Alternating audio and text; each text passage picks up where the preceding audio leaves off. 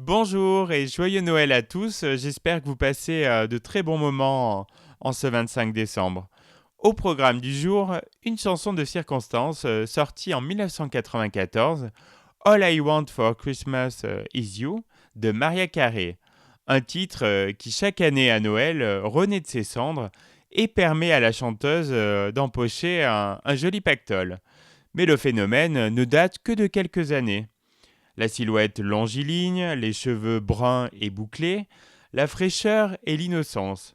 On ne reconnaîtrait presque pas la jeune femme habillée en habit de Père Noël dans le clip All I Want for Christmas Is You en 1994, et pourtant il s'agit bien de Mariah Carey. Cette chanson restée dans les mémoires inclut des sons de cloche, des chœurs et l'utilisation de synthétiseurs. Et le texte du morceau signifie qu'elle ne veut pas de cadeau à Noël, mais veut seulement partager ses vacances avec son amoureux. Lors de sa sortie en 1994, la chanson connaît un premier succès, essentiellement dans les pays anglophones, Royaume-Uni, USA et Australie. Cette année-là, c'est surtout le premier album de Noël de la chanteuse qui cartonne.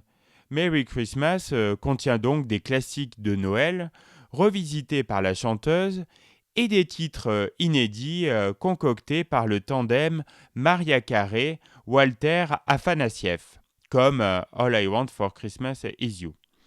Cet album s'est vendu à 14 millions d'exemplaires dans le monde depuis sa sortie. Aux États-Unis, très vite, le succès est au rendez-vous.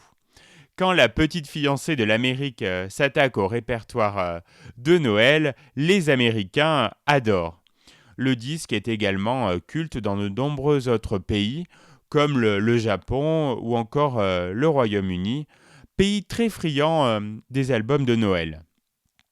Et comme Mariah Carey est maline, en 2010, elle décide de sortir un deuxième album de Noël. Merry Christmas to You se veut donc la suite de Merry Christmas. Évidemment, l'album ne rencontre pas le même succès que le précédent. Pour en revenir à la chanson All I Want for Christmas Is You, elle n'a pas toujours été le grand classique de Noël qu'on connaît aujourd'hui.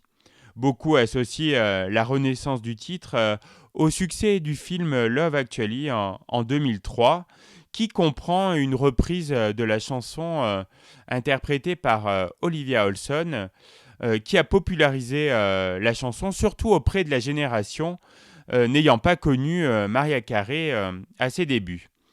Aux États-Unis, les radios recommencent à jouer la chanson en période de fête.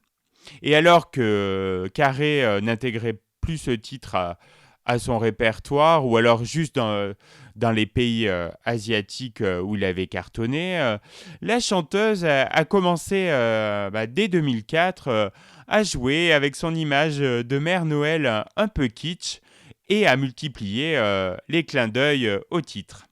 En 2009, elle publie un clip du remix de la chanson en noir et blanc qui fait un carton sur le web, et la chanson est à nouveau très jouée à la radio.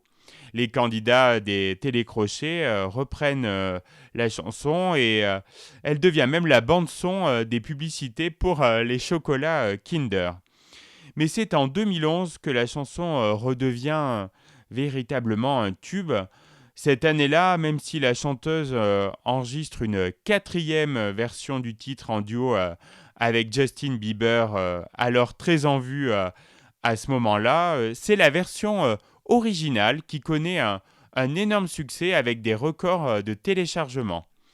Il y a fort à parier que ce tube planétaire et intemporel n'a pas fini de faire des étincelles.